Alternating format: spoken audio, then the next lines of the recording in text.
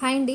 ఈరోజు సండే స్పెషల్గా ఒక బిర్యానీ అయితే చూపిస్తున్నానండి. చాలా క్విక్గా ఈజీగా బ్యాచులర్ కాడ నుంచి చిన్నపిల్లల వరకు ఎవరైనా రెడీ చేసేస్తారండి. దీన్ని అంత తొందరగా అయిపోతుంది, ఒక 30 మినిట్స్లో అయిపోతుందండి. దానికి ఫస్ట్ 1 కేజీ దాకా చికెన్ తీసుకున్నానండి. అండ్ స్క్రీన్ పైన కనిపిస్తున్న ఇన్ని ఐటమ్స్ అయితే వేసేసుకుని ఇప్పుడు చక్కగా కలిపేసుకుని నానపెట్టుకోవాలండి. మ్యారినేట్ చేసుకోవాలి ఒక హాఫ్ అన్ అవర్ బిఫోర్. దాంతోపాటుగా మనం రైస్ కూడా కడిగేసుకుని మనం నానపెట్టుకోవాలండి. నెక్స్ట్ ఇక్కడ కుక్కర్ తీసుకుని దాంట్లో ఆయిల్, కొంచెం నెయ్యి వేసుకుంటున్నాను. హోల్ గరం మసాలా వేసుకుని కొంచెం వేగిన తర్వాత ముందుగా నానపెట్టుకున్న చికెన్ అయితే వేసేసుకుని కొంచెం సేపు ఉడకపెట్టుకోవాలండి. ఉడికిన తర్వాత మనం ఇక్కడ ముందుగా వేయించుకున్న ఆనియన్స్ అయితే వేసుకుంటున్నానండి. మీరు కావాలంటే పచ్చి ఆనియన్స్ కూడా వేసుకుని ముందు వేయించుకోవచ్చు.